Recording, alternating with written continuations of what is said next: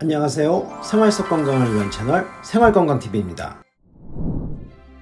오늘은 영원한 숙제 다이어트에 대해 알아보려고 합니다. 다이어트를 속성으로 체중 감량을 하시려는 분들, 그리고 식욕 억제를 통해 급격한 다이어트를 하시는 분들이 있는데요. 이건 정말 건강에도 좋지 않고 특히 요요 현상이 빠르게 올 수 있는 매우 나쁜 다이어트인데요. 이렇게 건강을 해치면서 다이어트 하시지 말라고 오늘은 건강한 다이어트에 대해 알아보려고 합니다. 전문가의 의견을 토대로 영상을 만들었으니 영상 끝까지 보시고 좋아요 한번 부탁드리겠습니다.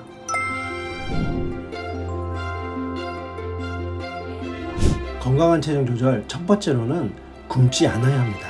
보통 체중 조절을 위해 제일 먼저 생각하는 것은 어떤 건가요? 굶어야겠다, 먹지 말아야겠다 잖아요.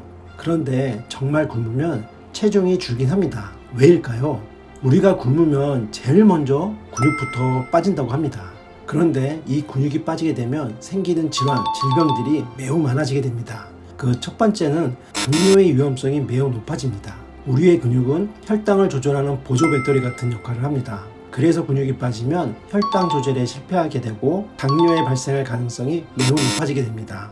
그리고 두 번째는 각종 통증이 생길 수가 있습니다. 근육이 관절, 위아래, 앞뒤에서 관절을 잡아줘서 관절의 통증을 줄여주는데요. 근육이 줄어들면 관절에 통증이 발생할 확률이 높아지게 됩니다. 세 번째로는 근육의 역할 중 하나가 우리 몸을 열을 내게 해주는 역할을 하고 있는데, 근육량이 줄게 되면 열, 체온이 낮아지면서 면역력에도 영향을 미치게 됩니다. 또한 소화력에도 영향을 미칠 수가 있습니다. 그래서 우리가 다이어트 할 때 제일 먼저 굶어야겠다, 그냥 줄여야겠다, 이런 생각은 절대 안 된다 라고 말씀드리겠습니다.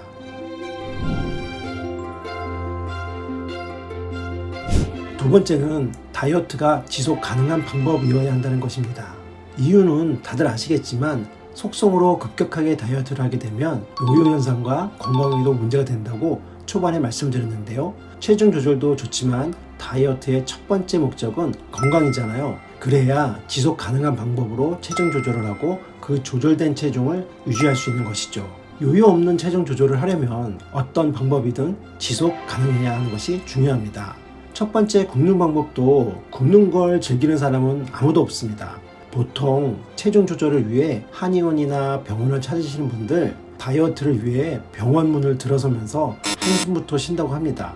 왜냐고요? 굶어야 한다고 생각하기 때문에 한숨부터 쉰다고 합니다. 굶는 건 정말 고역이거든요. 그래서 전문가들은 굶지 말고 먹는 음식의 종류를 바꿔라라고 조언을 하는데요. 이건 역시 내가 지속 가능한 방법이어야 한다는 것입니다.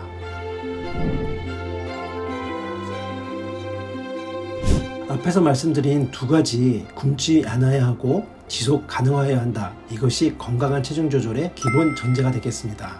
참는 데는 한계가 있다는 속담이 있는데요. 참는 건 결국 참는 거예요. 우리가 어느 기간이나 마음가짐이 바뀌면 원래 하던 대로 돌아오기 마련입니다. 굶는 것이 바로 그렇습니다. 나의 의지로 굶을 수는 있습니다. 적게 먹을 수도 있습니다. 하지만 내가 목표로 했던 체중을 이루었을 때 이것이 지속이 되어야 하는데, 기존 원래의 모습 그리고 생활 습관으로 돌아간다면 이때 악성 요요가 쉽게 오게 됩니다.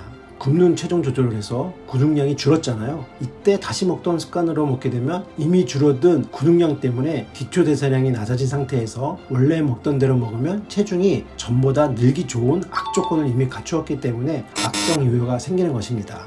그래서 굶지 않고 덜 살찌는 음식으로 식단을 바꿔주는 것을 추천드립니다.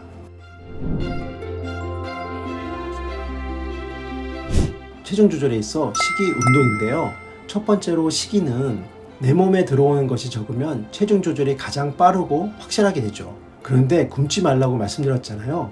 예를 들면 우리 위와 장에 있는 음식물과 수분만 해도 3에서 5kg까지 된다고 합니다. 보통 우리가 대장 검사를 위해 관장을 하면 3에서 5kg 정도 체중이 줄어드는 경험을 하셨을 겁니다. 굶어서 3에서 5kg 정도 체중을 뺐다고 하지만 식사를 하게 되면 바로 빠진 체중은 다시 돌아오는 체중이기 때문에 이건 정말 고생은 고생대로 하고 전혀 효과는 보지 못하는 헛수고가 되는 것이죠.